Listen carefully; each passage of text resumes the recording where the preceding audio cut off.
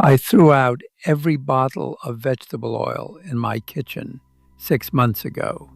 This is after spending 3 weeks going through the actual history of how those bottles got there, who invented them, who promoted them, and who funded the institutions that told your doctor they were healthy. What I found at the end of that trail made it impossible for me to put the oil back on the shelf. My grandmother cooked with lard. Her mother cooked with lard. And in the initial stages of our marriage, my wife cooked with it too. Every woman in my family, going back further than I can trace, cooked with animal fat, rendered pork fat, beef tallow, butter, real things from real animals that needed no factory to produce them. I grew up being told those fats were killing people. I grew up reaching for the vegetable oil bottle because every label, every dietary guideline, every doctor's pamphlet said the same thing. Saturated fat causes heart disease. Switch to vegetable oil. Your heart will thank you.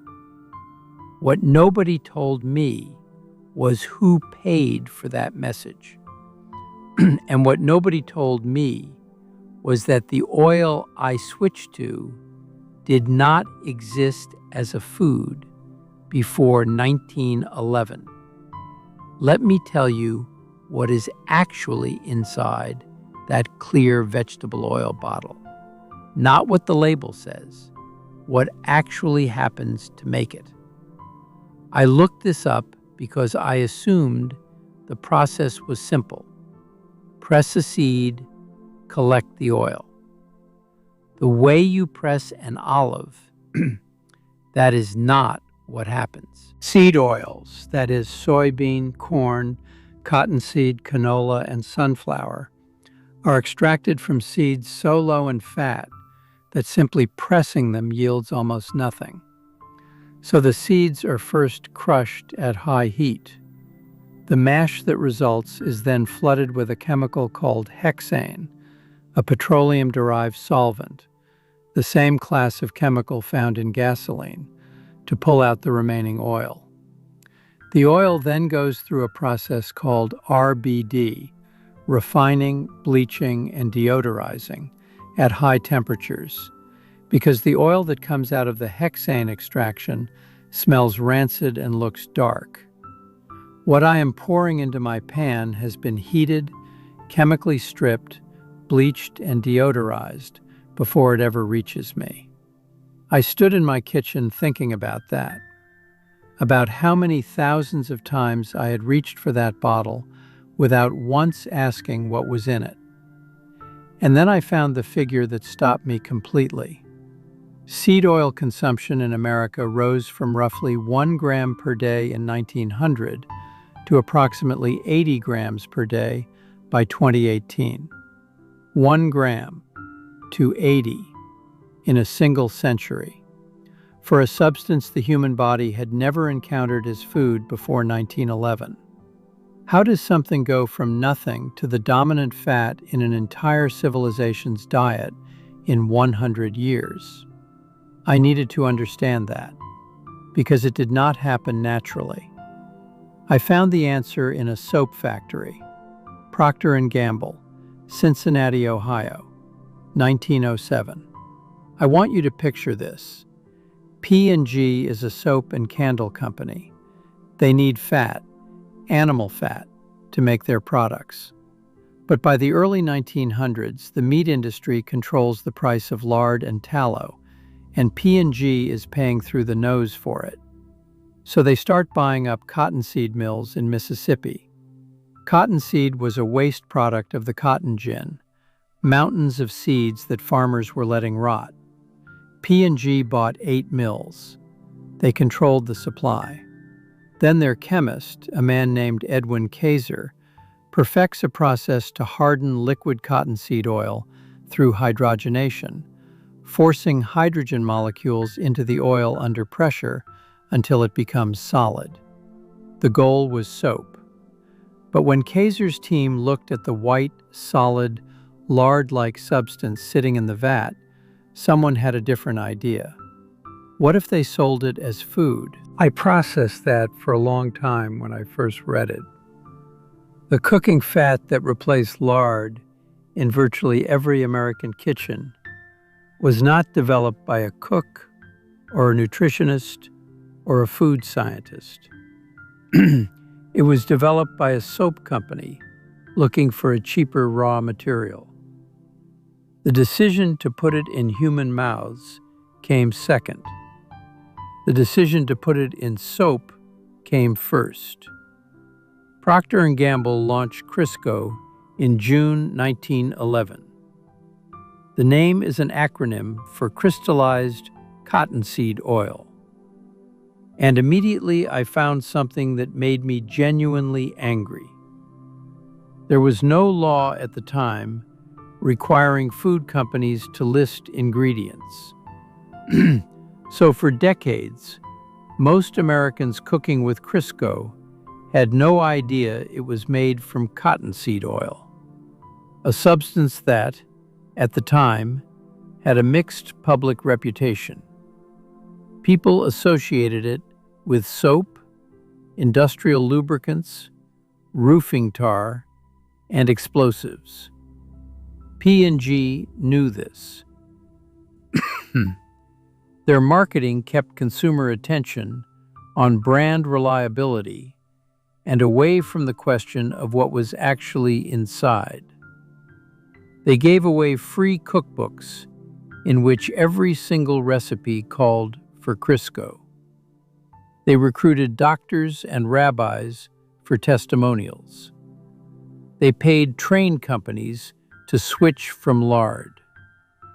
They ran full-page ads calling Crisco a healthier alternative to animal fats.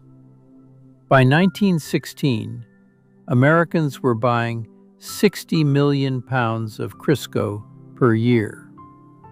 I kept asking myself, how did a company convince an entire nation to cook with a soap ingredient in 5 years?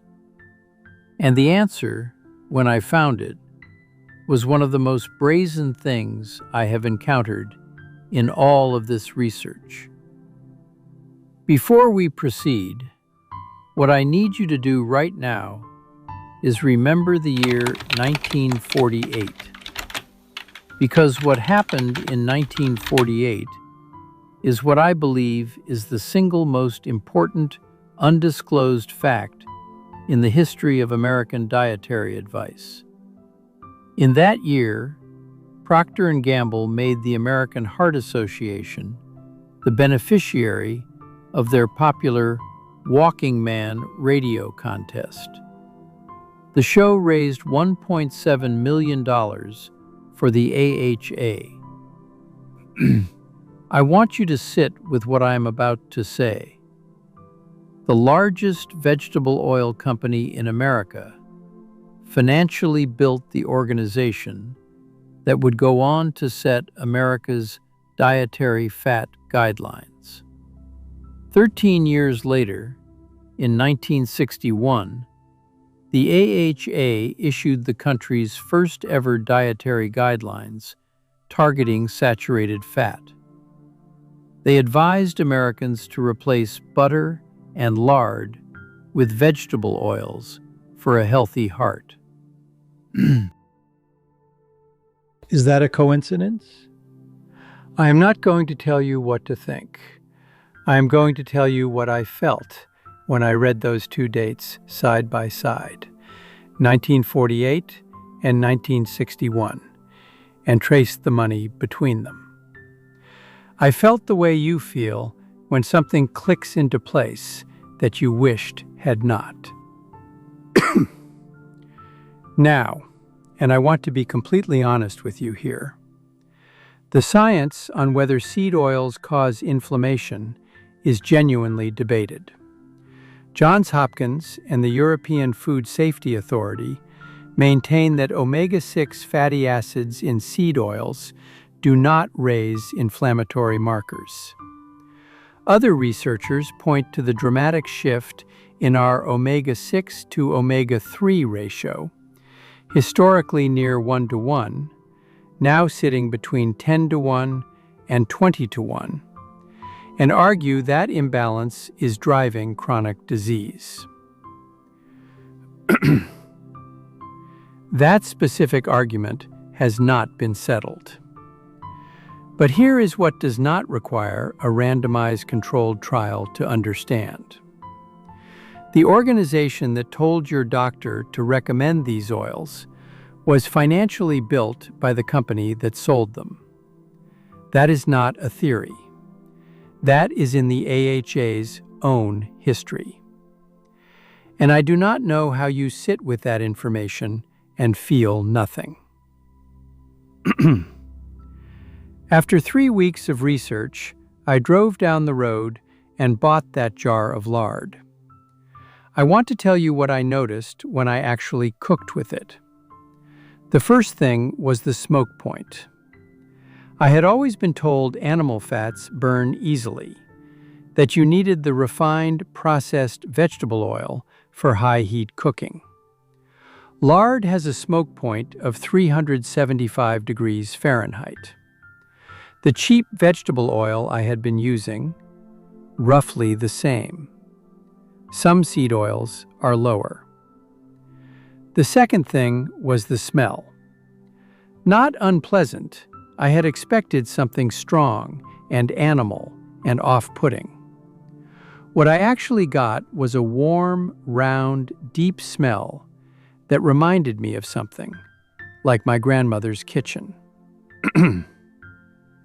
The third thing was the taste of what came out of the pan.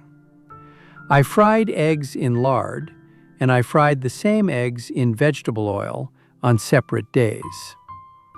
The lard eggs had a richness and depth I had not experienced from my own stove in years.